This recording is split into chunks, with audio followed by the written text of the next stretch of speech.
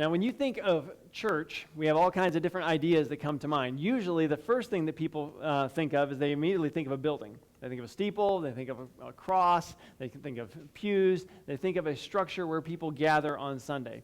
Now, some other people think of a church as being something a little bit different. They might think of a church as maybe a 501c3 nonprofit charitable organization.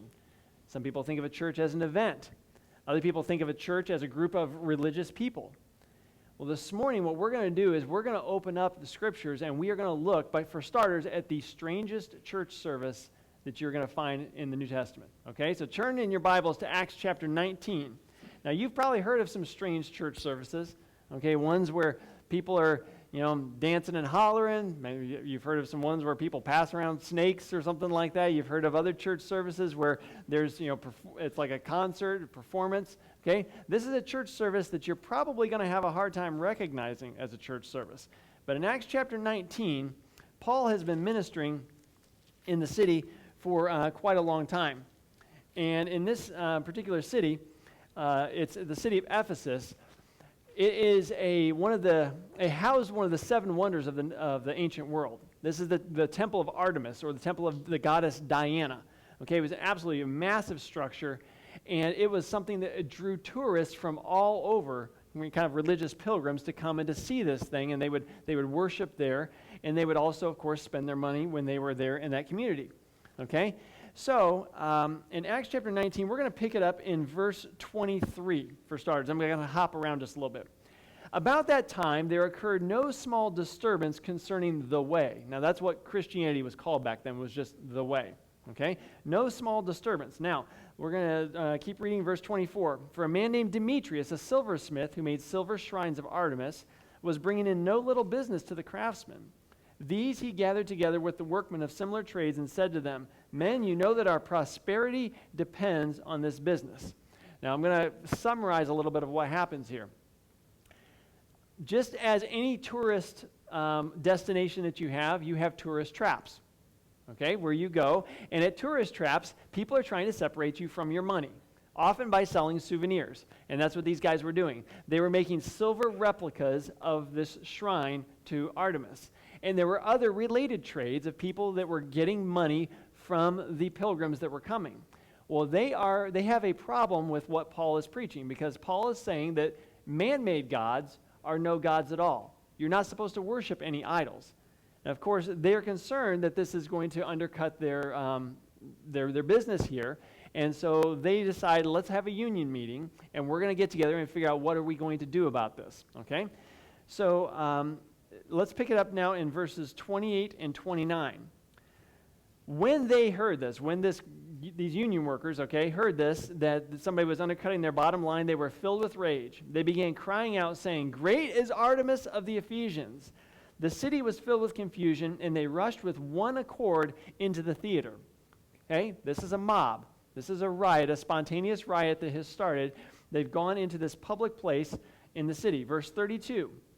So then some were shouting one thing, some another, for the assembly was in confusion, and the majority did not know for what reason they had come together. Now let's go down to verse 39 here.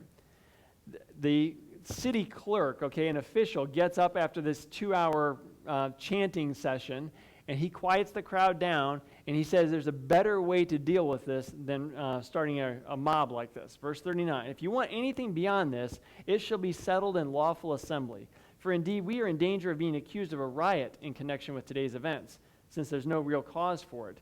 And in this connection, we will be unable to account for this disorderly gathering. And after saying this, he dismissed the assembly. Now, I told you that this was a church service. You might not have realized it because in our English Bibles, it doesn't use the word church. But the exact same Greek word for church is used 3 times in this passage. So I'm going to put it up in these verses here, and I'm going to highlight it for you, okay? So in verse 32, it says, the assembly, that's the church, was in confusion.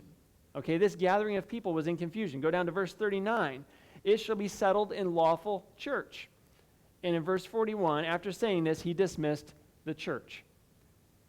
The word church is used over 100 times in the New Testament, but these 3 right here gets at the original meaning of the word. We think of it in religious terms, which is how it is typically used throughout the New Testament. But this right here shows you what a church really is. A church is a gathering of people. Okay? Now, we saw what we would consider a secular gathering. But I want to go into a definition of what this is. Now, let's go to the next slide here. Okay? This is the Greek word for church. Ekklesia. Okay? That's putting it up there in our English letters. Ekklesia.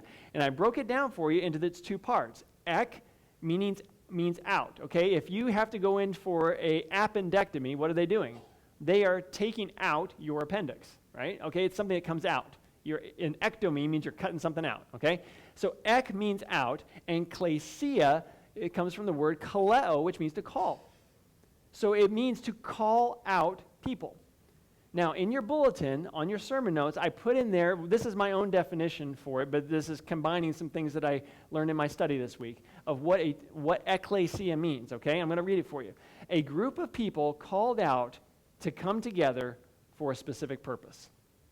Now, in the Greek world, this was often a secular term, as we just saw here in Acts 19.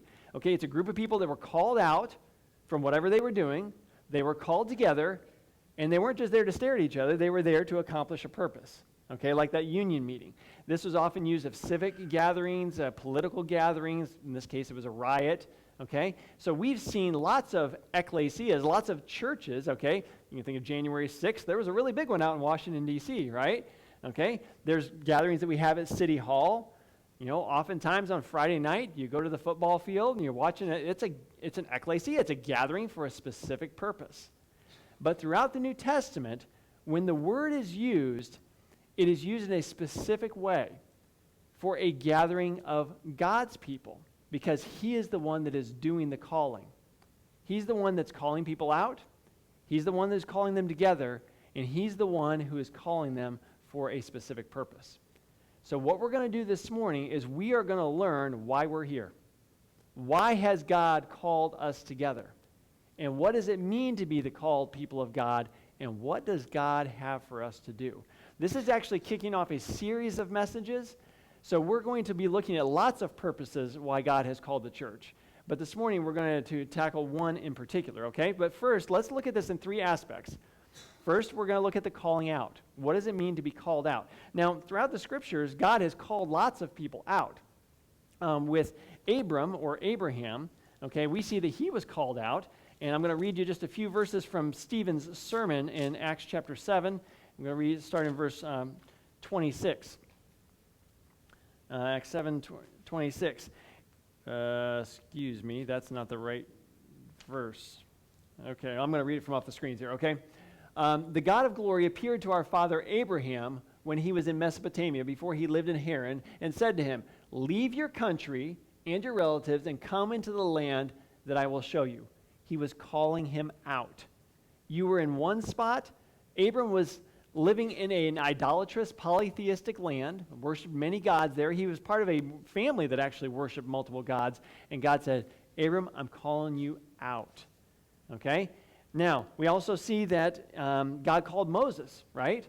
Moses was out in the desert tending sheep, the burning bush, and God said, "I'm calling you out of this desert for a specific purpose, because I'm calling you to go to Egypt. I want you to deliver my people." And once he got there, what did God do? God called the people of Israel out of Egypt, out of this idol-worshiping place, out of this very pagan situation. He said, "I'm calling you out, and I'm calling you to myself to be my people." But what God did for them in the Old Testament, God is still doing for us now in New Testament days. If you look in 1 Peter, this is a very well-known verse, chapter 2, verse 9. You're going to see some calling out here too, and this applies to us. "But you are a chosen race, a royal priesthood, a holy nation, a people for God's own possession, so that you may proclaim the excellencies of him who has called you out of darkness into his marvelous light." Now, if you look at each of those things, each of those descriptors, okay, you are a chosen race. There's lots of races, and God has chosen you to be his out of there, okay? You are a holy nation. What is something holy? It's set apart for a specific purpose, all right? I've got my regular dishes, and I've got my fine china, All right? Those are the holy things. Those are the ones for special occasions. God has said, you are specially set apart for me. I've called you out from among the other nations. A people for God's own possession, and he's also called us a royal priesthood. Not everybody in a group is typically the priest. You call certain people, and they're the ones that help all the rest of the people connect to God, right? God has chosen us as his people, as his nation, as his priests, and he said, I'm calling you out from among everyone else to be mine, to be mine. Now, each of us has a story of how we have been called out. When you came to Jesus, you were called out of the world, out of the darkness of the world and into his light. Never, never forget from what God has called you, from out of what God has called you. Each of us has a story. Now, some of us, we were maybe called when we were really young. Maybe some of us were raised in the church, and so we kind of grew up into it. But God still called us out to himself. Some of you have a story of the fact that, boy, you really raised Cain as a kid. You know, you were cursing, smoking, drinking, running around, all kinds of tough stuff that you were a part of, and God called you out from that. It doesn't matter how close or how far you were. God has called you out of something to himself, and that is part of your story. I have been called out, and it's a good thing to share with other people. But he has not only called us out, he has called us together. He has called us together. So he's not just calling us out as individuals to remain individuals. He has called us out of these various situations and said, I'm drawing you together to be my people. Now, I'm going to teach you a little bit of history here. There's the Old Testament is primarily in Hebrew. The New Testament is in Greek. But in, I think it was the 3rd century BC, there were some people who got together and they actually translated the Hebrew Old Testament into Greek. Okay, and it's actually called the Septuagint. It's from a Latin word that means 70, because there were 70 translators that came together. Okay, so sometimes we can look at the Greek version of the Old Testament. We can look at the Septuagint, and it will help us to understand some of these New Testament words. And ecclesia is one of those things. It's actually used a lot in the Old Testament, and it's used for to describe God's people. So I'm going to read you Leviticus chapter 16.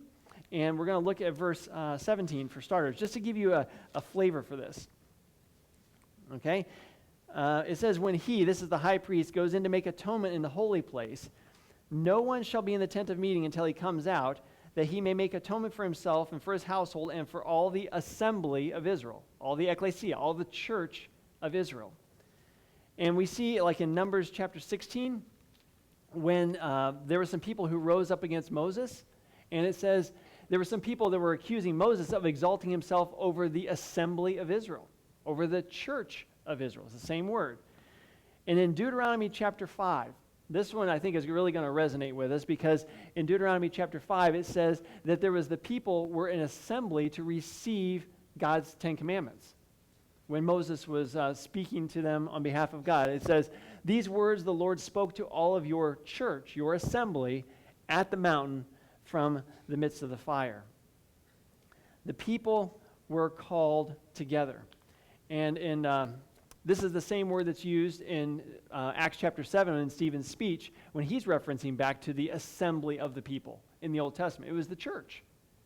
The church is the assembling together of the people of God. So yes, we are part of the church when we're a part as individuals, but the church is really an assembly. It is a gathering, a putting together of God's people. Now, I'm sure that all of you have been to meetings that you get done with that meeting and you're like, why did I just waste that hour? What was accomplished? We sat there and stared at each other. We talked about nothing important. I listened to presentations that are completely irrelevant to me. I mean, any of you who've been in job situations, you've been in these mandatory meetings, you're like, man, I could have accomplished more by pushing a broom down the hallway than this. Okay? God has gathered us. He's called us out. He's called us together. But he has called us for a purpose. And as I said, there's lots of purposes for which God has called us, but we're going to look at one of them today. So turn to the book of Hebrews, Hebrews chapter 10, and I would encourage you not to just depend on what's on the screens, because I want you to see what it is in the translation that you have in front of you. Hebrews chapter 10, And we're going to read verse 25. I'll go ahead and read it out. I don't have my NIV here, but it says, "Do not neglect the assembling of yourselves together." Okay? You need to be assembling together as a church. Now, this is a verse that was very important during the last 2.5 years, as you can imagine, because God has said that we need to assemble together. But what we found is that during COVID, there was a lot of people saying, you know what, you should not assemble together. And there was, this disease going around. People did not know a whole lot about it. Now, since we've, of course, learned a whole lot more, that the shutdown of churches and the wearing of masks and social distancing and all that stuff was not nearly as necessary as what people thought it was. But we, like many other churches, said, okay, we're going to go ahead and stop meeting together right now. We're just going to do things online and remotely. Well, I mean, we look back and say, you know what, that really wasn't so necessary. And I know some people disagree with that, but regardless, we could have had the doors open for anybody who felt it was okay to come. Now, it says that we are supposed to meet together, but we are told specifically that there are reasons that we are supposed to meet together. So now what I want to do is take this verse that was often quoted and said, we're supposed to meet together, and now let's look at why it is that we're supposed to meet together. So let's back up to now verse 23. Okay? The author says, "Let us hold fast the confession of our hope without wavering, for he who promised is faithful. And let us consider how to stimulate one another to love and good deeds, not forsaking our own assembling together, as is the habit of some, but encouraging one another, and all the more as you see the day drawing near." The people, this is written to Hebrew Christians, and they were being tempted to go back to their old Jewish ways of circumcision and sacrifices and ceremonies and all this kind of stuff that they had to do in order to be right with God. And Jesus took care of all that. You don't have to go back to your old Jewish ways. So let us hold fast the confession, okay? Don't waver in that. And then it says, let us consider how to stimulate one another to love and good deeds. And the not forsaking the assembling together is actually in support of verse 24, stimulating one another to love and good deeds, okay? And it says encouraging one another in verse 25. That's all in support of verse 24. Consider how to stimulate one another towards love and good deeds. There are benefits to being together. To give you an idea on this word, what my translation says stimulate in verse 24, stimulate one another to love and good deeds.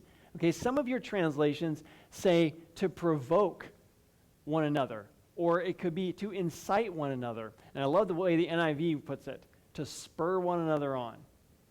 Now, if you want to get a feel for what this word kind of means, it's not actually usually a positive word, although it's used positively here. In Acts chapter 17, verse 16, it says that when Paul was in this city and he saw that it was full of idols, it provoked his spirit. It irritated him. It goaded him. It's like he's getting poked by something that's irritating. Okay, you ever had some kind of a little burr get in your sock or inside your shirt or something like that, and you're just like, every place you move, it's just irritating you. You want to take some action because of how this is poking you. Okay, if you think of the idea of a spur, that's what those things are for.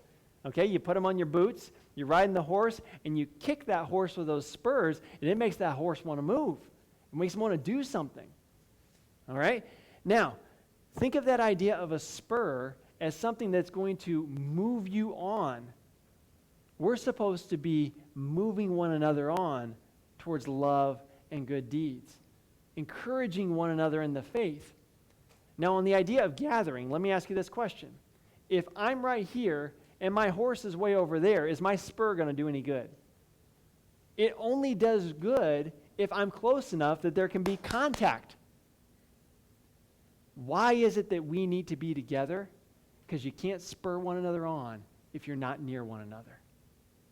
Now, we have some things that are available to us, video chats and texts and other things like that, but it is not the same as being face-to-face, being in the room together. Why is it that Christians need to be together? Because we can provoke each other, spur each other on much better when we are in contact, when we are in the same place.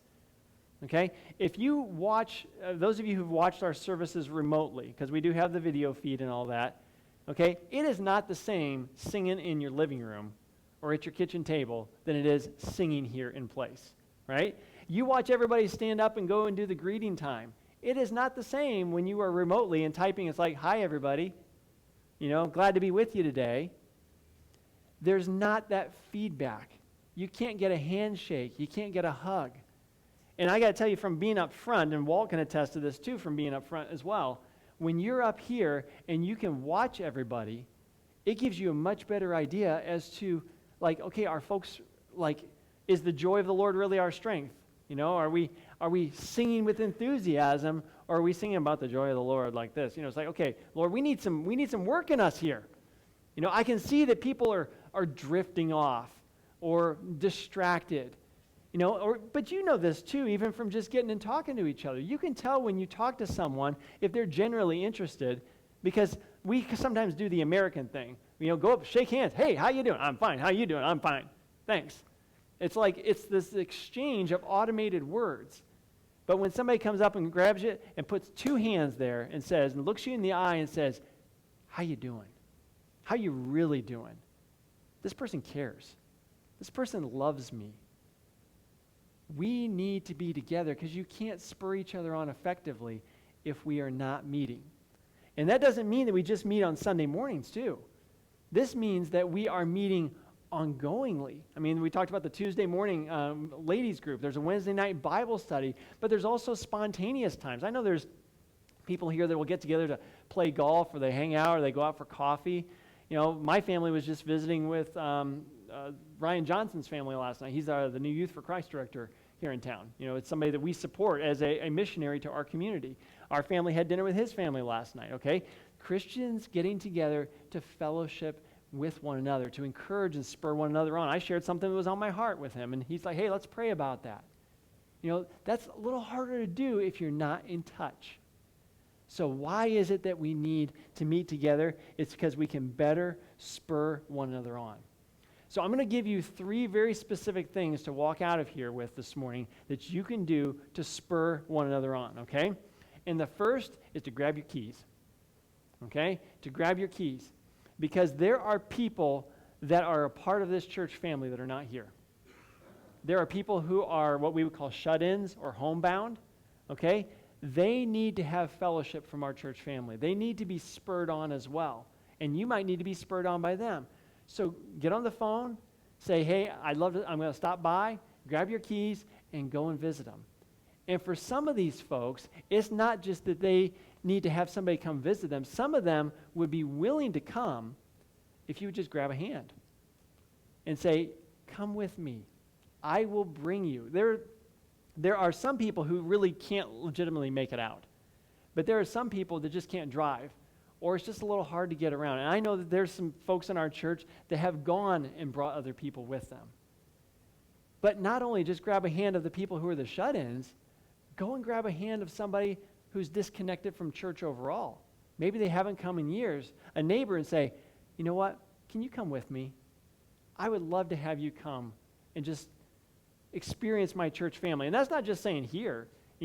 Say, I'm having some people over for coffee. I want you to come too. Okay? The gathering of the church in the book of Acts was a daily thing. It says day after day in the temple courts and from house to house, they kept meeting together. They met in private homes. They met in large groups. But it was a daily affair that the people of God were getting together. So grab a hand and say, I want you to come with me. But the other thing that we need to remember is when we do this, and you got your keys, you grab a hand, make sure you don't leave home unequipped. Okay, most of us, we are going to notice it if we leave the house without our glasses, if we wear them, right? Or without your phone. Or if you try and leave without your keys, you're only going to make it as far as the driveway. Oh, man, I forgot something. There was a lady in the school orientation was trying to assure parents that, you know what, hey, I'm a parent too. And she's like, I have shown up, she's a teacher. I've shown up twice at school with my kids, and one of them did not have shoes. It is possible that we leave the house unequipped. Okay, as you are going out, don't forget your spurs. You are not just going to visit somebody. You're not just showing up. You're there to spur them on, to encourage them. It says towards love and towards good deeds. You're there to lift them up, but to also help them on their walk with the Lord. Don't leave home without your spurs. When you're coming here on Sunday morning, don't come as just a consumer. I've heard people say, not necessarily just about our church, but others are like, I really didn't get anything out of church today. Really? What'd you bring? Because yes, you should be receiving, but church is a pitch-in. It's not a buffet. It's not just a sit-down restaurant. Oh, come and see what the professional people have prepared for us today. Church is a pitch-in. You know, some of you might, be bringing the pies. I love your pies, Betty. If some people are bringing the pies, some of us, they might only be equipped to bring a bag of chips, but bring something. You're coming to the people of God to contribute, not just to receive. Don't leave home without your spurs. I want to share a story about, there's a girl that I know that she is middle school, and so she has decided to conspire with two of her friends that they are going to spur people on. And so what they've done is they've got these little labels that have a picture of a spur on it. And it says Hebrews 10:24, okay? Spur one another on. It's got that verse, that reference there.